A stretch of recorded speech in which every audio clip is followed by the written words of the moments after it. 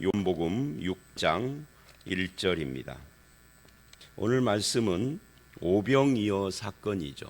이 오병이어 사건이 좀 특이한 것은 뭐냐면 사건 자체도 물론 특이하지만 사복음서에 전부 다 기록되어 있다는 겁니다. 사복음서에 다 나오는 사건이 그렇게 많지 않아요.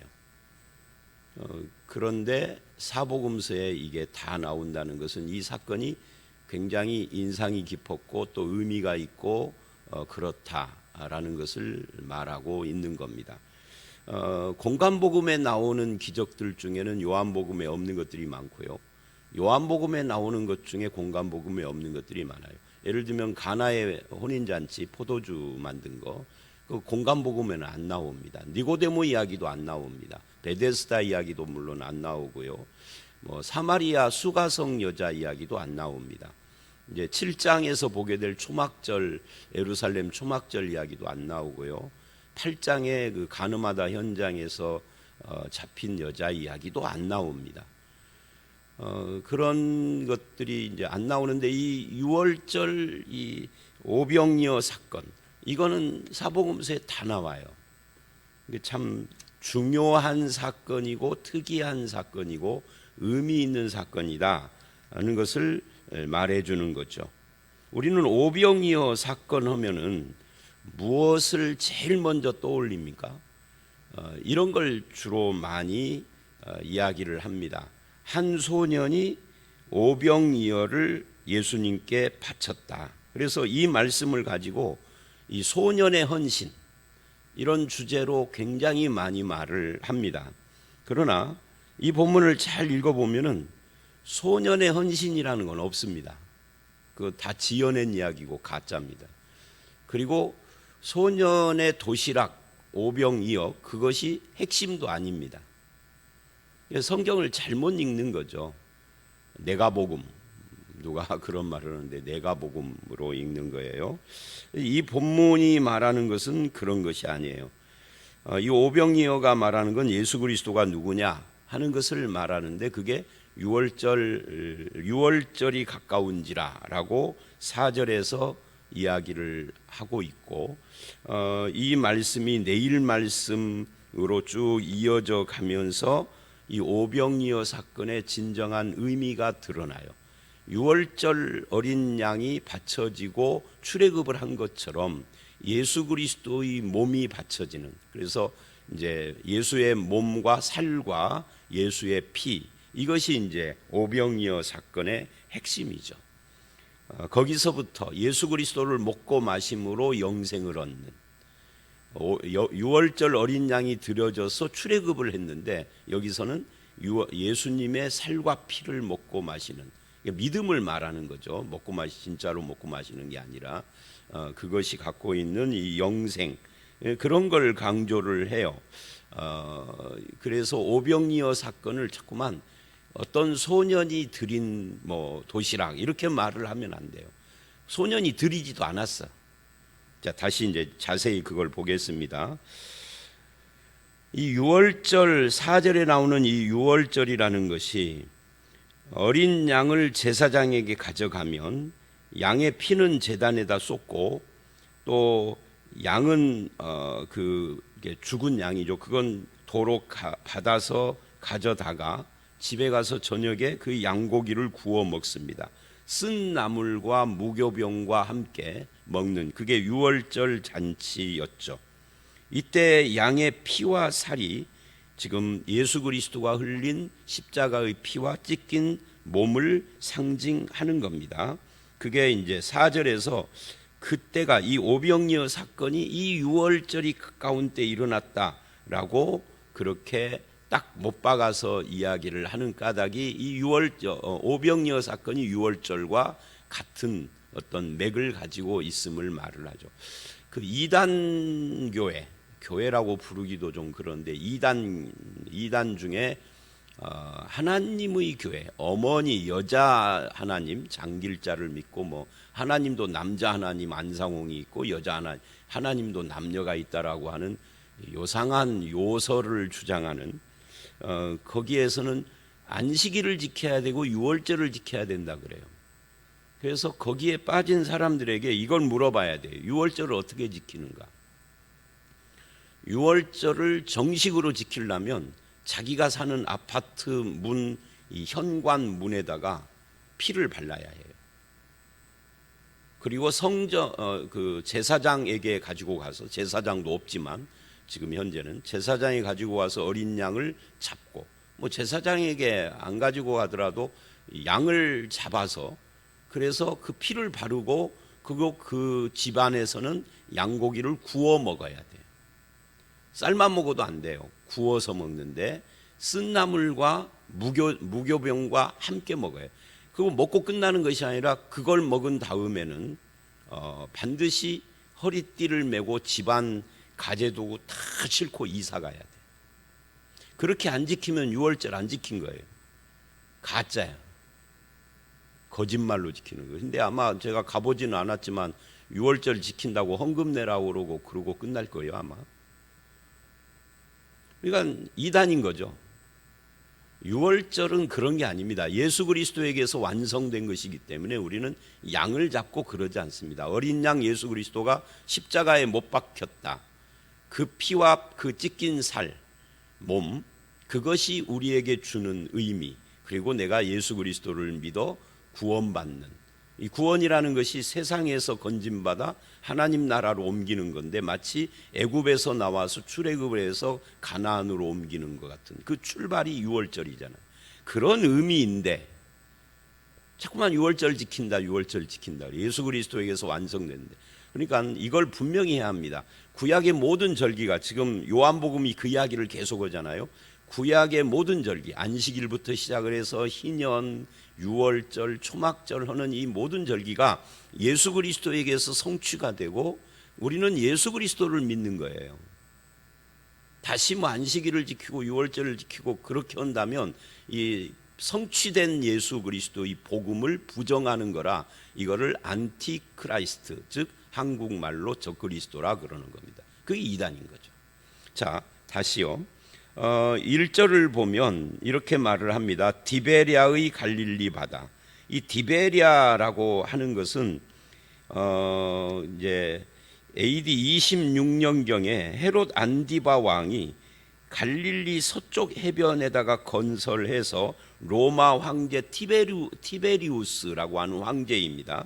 그 티베리우스 황제에게 봉헌 바친 도시예요. 그러니까 디베랴라고 하는 곳은 도시 이름이고 갈릴리는 호수 이름입니다. 근데 호수가 너무 커서 바다라고 하는 거죠. 근데 이제 어떤 분들은 갈릴리 바다가 곧 디베랴 바다다 이렇게 말을 하는 분들이 있어요. 그렇지 않아요. 갈릴리 바다 중에 한 지역 이름을 디베랴라고 하는 겁니다. 하여튼 그런 곳에서 이제 그 건너편으로 갔습니다. 갈릴리가 넓으니까 이제 그 건너편으로 가는데 거기를 어떻게 갔느냐는 여기서는 말하지 않아요. 다른 곳에 보면 배를 타고 가기도 하고 뭐 걸어가시기도 하고 그러는데 큰 무리들이 따라왔다. 이들은 이제 걸어서 왔겠죠. 그들이 왜 따라왔느냐 하면은 이는 병자들에게 행하시는 표적을 보았습니다. 그러니까 그 당시에 예수를 따르는 사람들이 예수님이 어떤 분인가를 알고 믿고 따르기보다는 예수님의 병 고치는 표적 때문에 따랐어요. 근데 이런 사람들은 위험한 것이 뭐냐면 자기에게 이익이 될 때는 따르다가 이익이 안 된다 싶으면 돌아서는 겁니다. 그래서 이들이 이제 6장 마지막 부분에 가면 6장 50절 이하에 가보면 예수 그리스도를 싹 떠나요. 한 명도 남지 않고. 왜? 어렵다. 이 먹을 때는 좋아서 따랐는데 예수님의 말씀은 어렵다 하면서 떠나요. 말씀이 왜 어렵느냐면 이게 이 오병이어가 내 살과 내 피를 먹고 마시는 것이다 라고 하니까 어렵다 그런 거예요. 예수 믿으라는 이야기인데 사실은. 자, 그런데 그때가 6월절이었다. 4절이 그런 이야기고요. 이제 5절서부터 오병이어 사건이 본격적으로 진행이 됩니다. 5절, 6절을 보면 이렇게 이야기를 합니다. 예수께서 눈을 들어 큰 무리가 자기에게 오는 것을 보고 빌립에게 우리가 어디서 떡을 사서 이 사람들에게 먹이겠느냐라고 물어요. 그러니까 예수님이 큰 무리의 굶주림을 보고 불쌍히 여기셔서 일어난 사건이 오병이어예요. 그러니까 예수님은 불쌍히 여기시는, 즉 긍휼의 주님이신 거죠. 이게 오병이어에서 보여주는 첫 번째 예수님의 모습이에요. 그러니까 이렇게 말씀하신 이유는 6절, 친히 어떻게 하실지를 알고 빌립을 시험했다. 뭐를 시험했을까요? 예수 그리스도는 빌립의 믿음을 시험을 한 거죠. 어떻게 할 것인지를 알고, 근데 빌립의 대답이 뭐라고 대답을 하느냐면 7절에 보니까 각 사람에게 조금씩 받게 할지라도 200데나리온의 떡이 부족할 것입니다 라고 말을 해요. 이 한 데나리온이 노동자 하루의 품삯이니까 200데나리온이라고 하면은 약 8개월치의 월급에 해당돼요. 굉장한 거죠. 거의 1년 연봉에 조금 못 미치는 돈이니까 오늘날로 말하면 몇 천만 원이 필요하다, 그런 말이죠. 우리는 한 푼도 없습니다. 그러니까 지금 빌립은 예수님의 질문의 의도도 모르고 자기들과 함께 있는 예수가 누구신지를 아직도 모르는 거예요. 아니, 죽은 자도 살리고 귀신 들린 자도 귀신을 쫓아내고 병자도 일으키고 하시는 그런 예수님인 것을 봤는데 막상 다른 사건에 딱 직면하니까 예수님을 못 믿는 거죠. 그러니까 우리도 똑같아요. 똑같은 사건을 반복적으로 경험을 하면은 믿음의 반응을 할 수 있겠지만 그 사건이 약간만 종류가 달라지면은 그걸 대입을 못하는, 그게 인간의 연약함이죠. 빌립도 똑같습니다. 그래서 빌립이 이제 그렇게 이야기를 합니다. 뭐 몇 천만 원이 필요합니다. 우리에게 돈이 어디 있습니까? 라고 합니다. 그런데 8절 보면 제자 중 하나고 시몬 베드로의 형제 안드레, 1장에서 우리 봤죠. 이 안드레가 예수님을 따르고 베드로를 소개했던 이 안드레가 원래 세례 요한의 제자였잖아요. 그 안드레가 예수께 여짜오되 여기 한 아이가 있어. 여러분 보세요. 아이가 헌신했습니까? 아니면 안드레가 아이에게 도시락이 있는 걸 발견했습니까? 안드레가 제자들과 예수님이 하는 소년이 제자들과 예수님이 하는 대화를 옆에서 듣고 있다가 저한테 오병이어 도시락이 있는데요, 이거라도 쓰세요. 이렇게 했으면 혹시 헌신이라고 할 수 있겠죠. 근데 그게 아니고 안드레가 여기 한 아이에게 도시락이 있습니다. 여기 도시락이 뭐냐면 오병이어예요. 물고기 2마리와 보리떡 5개, 이게 이제 도시락입니다. 이 있습니다라고 한 거지 아이가 바친 것이 아니단 말이죠. 근데 자꾸만 아이가 바쳤다고 그래요. 최근에도 이 본문 가지고 어떤 분이 뭐 말을 하는데 아이가 바쳤다는 이야기를 해요. 아이가 어디 바쳤다고 그래요? 아이가 바친 게 아니라 안드레가 아이가 이거 갖고 있다라고 지금 소개한 거예요. 그러나 9절에 보면 그러나 그것이 임하는 사람에게, 지금 수천만 원어치 음식이 필요한데 이거 도시락 한 개가 이게 무슨 의미가 있겠습니까? 라고 안드레도 믿음을 못 가죠. 빌립도 안드레도 둘 다 아직도 예수가 누구신지 그 능력이 어떠신지 예수님의 신성이죠. 그게 이런 믿음이 없다는 것을 보여주고 있습니다. 저들이 입술로 주여 주여 하는 것과 실제 믿음은 다른 거예요. 우리도 마찬가지입니다. 교회 와서 주님 주님 하고 뭐 예수 그리스도는 하나님의 아들이고 신앙 고백을 아무리 해도 실제 현장에서는 그 믿음이 사라져버리는 연약한 인간의 모습을 보여주는 거죠. 왜 이러느냐 하면 상황과 환경과 거기에 내 능력만 생각하니까, 인간의 능력, 인간의 실력 이런 것만 계산을 하니까 모든 것이 불가능해 보이고 예수 그리스도는 보이지 않는 이런 현상을 지금 우리에게 보여주고 있다 하는 겁니다. 그런데 여기에 이제 10절에 보면 예수님께서 이렇게 말을 합니다. 10절로 13절까지의 내용이죠.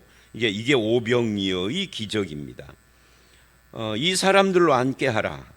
그래서 잔디에다가 앉혔는데 숫자가 5,000명쯤 되더라. 정확하게 5,000명이 아니에요. 5,000명쯤이에요. 5,100명일 수도 있고 4,900명일 수도 있고 그렇죠. 숫자는 중요하잖아요. 근데 여기서 뭐가 중요하냐면 당시에는 사람 숫자를 셀 때 여자분들은 좀 기분 나쁜 이야기지만 여자분들은 안 치는 경우가 많았어요. 그래서 여기 이제 만약에 이게 남자만의 숫자라고 하면은 여자들도 그 정도는 숫자가 됐을 테니까 10,000명 정도는 되는 거죠. 또 아이들은 또 숫자에 안 쳤어요. 옛날에는. 이렇게 되니까 최하 5,000명인 거예요. 최하. 그리고 최대로는 10,000명이 넘는 거예요. 엄청난 사람들이 모인 겁니다. 그만큼 예수 그리스도의 그 병 고치고 하는 것이 사람들에게 소문이 나고 인기를 끌었어요. 이런 인기를 끌었다면, 그러니까 2000년 전에 10,000명 인구하고 지금 10,000명하고 인구가 다릅니다. 왜냐하면 지구상의 전체 인구 숫자가 다르니까. 그러니까 2000년 전이면 우리나라 고조선 때입니다. 고조선 때는요, 중국도 인구가 그렇게 많지 않았던 때예요. 그러니까 이 10,000명의 인구가 어마어마하게 몰린 거죠. 이 사람들이 왜 왔느냐면 예수님의 기적 때문에, 병자 고치고 하는 이런 것 때문에 몰려든 사람, 전부 다 서민들이죠. 그런데 그 사람들을 이제 앉혔습니다. 이렇게 아마 그룹 져서 앉혔겠죠. 5명, 10명 이런 식으로.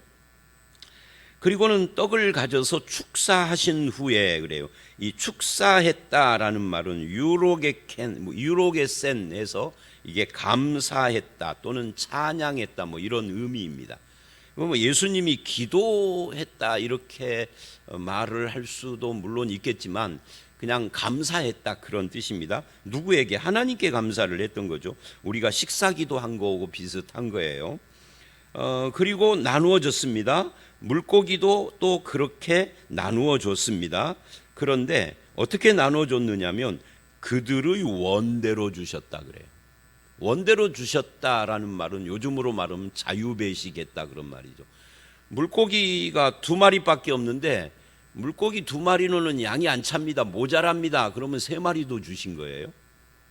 2마리인데 어떻게 5,000명, 10,000명을 계속 주었는지, 이게 이제 놀라운 능력이고 신비한 능력이 일어난 거죠. 떡도 마찬가지고요. 그렇게 해서 나누어 주셨는데 남은 조각이 이제 보니까 13절 12바구니에 찼더라 그래요. 12바구니 이걸 가지고 또 여러 가지 의미 부여를 하는 경우도 있어요. 이스라엘의 12지파를 대입을 하기도 하고 그러는데 그렇게 지나치게 이걸 가지고 대입을 할 필요는 없다라고 생각을 합니다. 다만 5,000명이 넘는 이 사람들을 오병이어를 가지고 다 배불리 먹이고도 남았다 하는 것이 핵심이니까요. 예수 그리스도의 능력을 보여주는 겁니다. 이거는 하나님이 아니고는 할 수 없는 능력인 거죠. 하나님께서 이스라엘 백성들을 출애굽시켜서 광야에서 40년 동안 만나와 메추라기와 이런 것을 항상 먹이셨던 것처럼 이스라엘에게 비슷한 기적을 지금 베푸시는 겁니다. 그러니까 만나를 먹이신 건 하나님인 것처럼 이 오병이어를 먹이신 것이 하나님이시다 하는 것을 보여주는 거죠. 예수 그리스도는 하나님이시다. 자, 그래서 이제 14절 15절 사람들이 반응을 보입니다. 어떻게 반응을 보이느냐면 그 사람들이 예수께서 행하신 이 표적을 보고 말하되 이는 참으로 세상에 오실 그 선지자라. 여기 이제 그 선지자, 이게 아주 중요한데요. 이거는 신명기 18장 15절에 모세가 죽기 전에 이런 애언을 했어요. 나와 같은 선지자가 올 것이다. 하나님이 보낼 것이다 선지자라는 거죠. 나와 같은 선지자. 근데 그렇게 예언했던 그 선지자예요. 근데 그 선지자가 모세 이후에는 이게 여호와의 종이고 메시아고, 메시아 히브리어가 헬라어로는 그리스도예요. 이게 기름 부음 받은 종이라고 표현도 오고요, 다윗의 자손이라고도 하고 아브라함의 자손이라고 부르기도 하고 다양하게 부르지만 다 같은 겁니다. 그러니까 모세는 그 선지자, 아브라함은 아브라함의 자손, 다윗은 다윗의 자손, 그리고 선지자들은 여호와의 종, 기름 부은 종, 메시아 또는 그리스도, 그렇게 부르는 것뿐이죠. 그러니까 그 선지자라. 근데 왜 이들은 자기 시대로부터 1500년 전 모세 오고 연결을 했을까요? 자기 시대로부터 가까운 말라기 오고 연결을 하는 것이 더 낫지. 말라기는 400년 전이고 모세는 1500년 전인데. 왜냐하면 아까도 제가 말한 것처럼 모세 때에 하나님이 이스라엘에게 만나를 매일 40년간 먹인 거 하고 이 오병이어하고 연결이 된 거예요. 그래서 그렇게 모세를 통해서 하나님이 주신 것처럼 우리를 먹이시는 하나님하고 연결을 지금 한 거죠. 그 선지자라고 말을 한 겁니다. 문제는 이 만나를 내린 것이 모세가 한 것이 아니라 하나님이기 때문에 이 오병이어를 통해서도 예수님이 야, 하나님이시구나, 신적인 능력을 가진 분이구나 하는 것을 알아봐야 하는 겁니다. 이게 뭐예요? 그게 표적이에요. 이 표적이라는 말이 사인이라는 말, 헬라어로 세메이온인데 이 세메이온이 영어로 사인이 된 거예요. 영어보다 훨씬 오래된 언어가 헬라어 히브리어니까. 그러니까 이 표적이라는 이것이 오병이어 사건의 핵심입니다. 그러니까 1절서부터 15절에서 가장 중요한 것이 14절입니다. 오병이어는 무엇을 위해서 있느냐? 한 소년의 헌신도 아니고요, 뭐 배불리 먹은 것도 아니고요, 12바구니 이것도 아니고요, 이게 표적이다 하는 이야기입니다. 무슨 표적이냐? 그 선지자라는 표적이다. 하나님이 만나 먹인 것 같은 그런 일이다 라고 지금 가리키고 있는, 오병이어가 가리키고 있는 것이 바로 그거다. 근데 가리킬 때는 손가락으로 가리키는데, 우리가 제가 이제 이렇게 가르쳤어요. 어디를 이제 이 보면대를 가르쳤다고 합시다. 찬양대. 이렇게 가르쳤는데 사람들은 저 보면대를 보는 게 아니라 이 손가락을 보는 거예요. 그죠? 그런 거하고 똑같아. 오병이어라고 하는 기적을 보지 그 기적이 가리키는 그 선지자를 안 보는 거예요. 이건 오병이어뿐만이 아니라 다른 모든 기적들에서도 똑같아요. 가리키는 그것을 본 사람은 예수를 믿어요. 근데 그걸 안 보고 손가락을 본 사람은 더 이상 예수님이 기적을 일으키지 않으면 떠나요. 이게 오늘날도 똑같습니다. 신앙이라는 것이. 그래서 우리가 예수 그리스도가 누구냐, 그 가리키는 그거를 봐야 합니다. 그러니까 오병이어라는 손가락은 예수님이 그 선지자라는 걸 가리키고 있다. 그게 핵심인 거죠. 뭐 기적적으로 먹었다 이게 중요한 거는 아니에요. 자, 그런데 15절에 아주 중요한 이야기를 합니다. 그러므로 예수께서 그들이 와서 자기를 억지로 붙들어 임금으로 삼으려는 줄 아시고, 그러니까 이게 지금 이 사람들이 이 가리키는 손가락의 방향을 안 봤다라는 증거예요. 그 선지자라고 가리켰으면 태도를 바꿔야 하는 것이죠. 아, 메시아가 오셨구나 이래야 되는데, 이들은 예수님이 일으킨 이 경제적인 오병이어, 물고기 둘과 떡 5개를 가지고 5,000명을 먹이고도 12광주를 남겼다고? 이번 대선에 이 사람을 찍으면 우리나라가 엄청, 지금 우리 서민들은 피부로 못 느끼지만 4만 달러가 넘었다고 그래요. 근데 우리가 사는 걸 보면 저 개인적으로는 2만 5천 달러 할 때나 4만 6천 달러 한다고 그러는데 할 때나 사는 건 똑같아. 어쨌든 그랬다고 그래요. 근데 미국이나 미국이 아니라 무슨 뭐 스웨덴이나 무슨 뭐 이런 나라 있잖아요. 잘 사는 나라.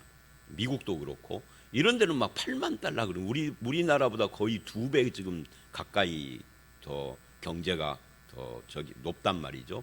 일본하고 우리는 비슷하지만 일본을 따라가는 것도 기적이었죠. 제가 30대, 40대 이럴 때는 뭐 일본은 우리나라하고 뭐 30년 차이 난다, 뭐 20년 차이 난다 그랬거든요. 근데 벌써 따라가지고 이제 곧 추월하게 생겼어요. 무슨 말이냐면, 야, 이 사람 이번 대통령 선거에 이분을 찍으면 우리나라 이제 8만 달러 된다. 그런 이야기예요. 그러니까 이 사람들은 가리키는 그걸 못 본 거예요. 그 선지자를 안 보고 손가락만 본 거죠. 오병이어, 경제, 돈 이것만 본 겁니다. 오늘날 예수 믿는 분들도 똑같아요. 예수 믿어서 복 받는데 복에다가 손가락만 본 거죠. 복. 그러다 그게 안 이루어지면은 실망하고 그러는 거죠. 그 손가락은 복이기도 하고 병고침이기도 하고 뭐 여러 가지 그런 것들이죠. 근데 그것들은 본질이 아닌 거예요. 그 선지자 이게 본질인 거죠. 그래서 임금 삼으려고 한다. 임금 삼으려고. 자, 그런데 또 한 가지 마지막으로, 제가 예수님이라면 이 참 기회가 좋잖아요. 그 당시에 10,000명 정도 되는 사람들이 전폭 지지를 하고 임금 세우려고 한다면 못할 것도 없어. 사실은 임금까지는 안 가더라도 상당한 세력을 행사하고 어떤 그 파워 있는 무엇인가를 할 수 있는 그 정도가 돼요. 오늘날 10,000명하고 다르다니까요. 이 10,000명이 오늘날은 10만 명 이상 되는 그런 파워가 있는 거죠. 10만 명 정도 나를 지지하는 사람들이 있다고 하면 이재명이나 윤석열하고 단독 이렇게 대면을 해서 요구할 수도 있어요. 10만 표를 몰아주겠다. 그거 가지고 대통령 되고 안 되고도 올 수 있어. 그런데 예수님은 어떻게 했습니까? 도망가셨어요. 말을 도망이라고 해서 죄송한데요. 아시고 임금 삼으려는 줄 아시고 가슴이 뛰었어. 야, 기회다. 성공의 기회다. 한 게 아니라 혼자 떠나셨다. 산으로 떠나셨다. 이걸로 이 이야기가 마무리됐어요. 진짜 허무하죠. 예수님은 왜 그러셨을까요? 이유는 딱 하나죠. 이 땅에 오신 목적이 그게 아니에요. 우리도 똑같습니다. 여러분이 이 땅을 살아가는 목적, 내가 세운 목적 말고 하나님이 나를 이 땅에 살게 하시고 보내신 목적이 무엇인가요? 그것을 따라 살아야 되는데 그거하고 상관없는 것은 기웃거리면 안 돼. 예를 들면 금방도 제가 말한 것처럼 저에게 10만 명의 지지표가 있어. 다행히도 우리 교회는 1,000몇백 명밖에 안 돼가지고 꿈도 못 꾸지만 만약에 내가 10만 명 모이는 교회의 담임 목사야. 그러면은 어떤 욕심이 생겨요? 착실하게 목회를 하는 것이 아니라 광화문 진출해야죠. 이게 이제 사명, 하나님이 보내신, 나를 이 땅에 보내신 사명을 거스르는 거죠. 목사는 목회를 해야 하는 거잖아요. 근데 저만 그러나요? 여러분도 똑같죠. 여러분 각자에게도 하나님이 주신 달란트가 있고 사명이 있고 위치가 있고 인생의 의미가 있어요. 그거를 발견하셔야 되고, 뭐 발견 못 하시는 분들도 숱하게 많죠. 내 인생의 사명과 목적과 의미가 뭔가 모르고 살다 죽는 사람들이 더 많죠. 뭐 90%는 된다고 봐야 되겠죠. 그러나 믿는 사람이라면 그거를 발견해야 되고 알아야 되고 고백해야 돼요. 어려울 것도 없어요. 어렵게 생각하니까 그렇지. 그리고 그것에 맞지 않는 것을 나에게 누군가가 제시한다든지 그런 환경이 열린다면 거부하셔야 돼요. 예수님처럼 도망가셔야 돼요. 이런 경우들이 신구약에 많이 나와요. 예를 들면 사사기, 우리가 얼마 전에 사사기 묵상했잖아요. 기드온의 그 못된 아들놈 하나가 자기 형제 70을 죽이고 왕이 되잖아요. 아비멜렉. 그때 살아남은 형제 하나가 요담이 도망가서 외치는 그 나무 비유, 그죠? 가시나무에게, 포도나무에게 나무들이 가서 왕이 되달라, 감람나무에게 가서 왕이 되달라, 무화과에게 왕이 되달라. 나는 포도나무는 나의 사명이 있다, 사람들을 기쁘게 하는, 이거 팽개치고 왕 나는 못한다고 거부해요. 감람나무도 무화과도. 그런데 이 가장 못돼 먹은 나무 가시나무에게 왕 되달라 그러니까 땡큐 베리 마치, 그러나 조건이 있어. 나에게 절대 순종해야 돼. 안 그러면 불이 나와 너희 태울 거야. 그거 나무 비유하잖아요. 그래서 결국은 아비멜렉으로 왕으로 삼은 너희는 너희에게서 불이 나와 아비멜렉을 태우고 아비멜렉에서 불이 나와 너희를 태우는 그런 비극으로 끝날 것이다. 근데 딱 그렇게 되잖아요. 똑같아요. 자기의 위치, 자기 인생의 의미, 하나님이 주신 사명, 이런 것을 모르고 건너문 사람들에 대한 하나님의 심판을 예언한 거거든요. 똑같은 이야기입니다. 예수님은 이 땅에 오신 목적이 영혼을 구원하고 하나님 나라를 위하여서 오신 겁니다. 복음을 위해서 오신 겁니다. 그 외의 것들이 나에게 다가오면은 거부하신 거예요. 여기서만 그런 게 아니에요. 다른 데서도 혼자 산으로 가신, 우리는 혼자 산으로 갔어. 그러니까 산기도다 새벽기도다 그러지만 그런 이야기 하기 전에 더 근본적인 이야기입니다. 그 선지자로서의 표적, 그 선지자로서의 사명 이외의 것은 쳐다보지도 않으셨어요. 아무리 인기가 어쩌고 그래도. 자, 말씀 여기까지입니다. 이 오병이어 사건, 그거는 예수 그리스도가 그 선지자라고 하는 표적이다. 그 선지자는 그리스도다. 그 그리스도가 우리를 위하여 복음이 되시고 그 살과 피, 이제 내일부터 나오는 말씀이지만, 그래서 우리는 예수 그리스도의 흘린 피를 믿고 죄사함 받고 그 찢긴 살을 먹고 마시는 믿음으로 영생을 얻은 자입니다. 우리도 우리 인생의 사명, 의미, 가치, 이런 것들을 분명히 세우고 그 길을 걸어가시는 저와 여러분들이 되시기를 주의 이름으로 축원합니다. 함께 기도하겠습니다. 하나님, 예수 그리스도는 왕은 왕이시지만 영적인 왕인 것을 우리는 믿습니다.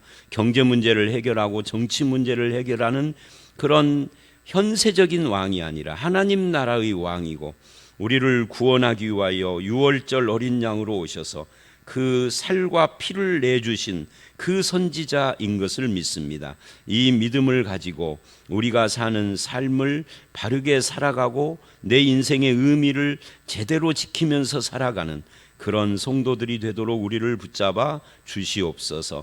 큰 무리를 불쌍히 여기셔서 그 마음을 가지고 오병이어를 베푸신 예수 그리스도를 기억합니다. 우리를 불쌍히 여기시고 또 우리의 마음에도 사람들을 바라볼 때 이런 긍휼의 마음을 항상 품을 수 있도록 인도하여 주시옵소서. 믿음 주시옵고 오늘 이 하루도 오병이어의 주님과 함께 동행하며 그 선지자이신 예수 그리스도와 함께하는 삶의 행복을 누리는 우리 모두가 되게 해 주실 줄 믿사옵고 예수님 이름으로 기도드렸사옵나이다. 아멘.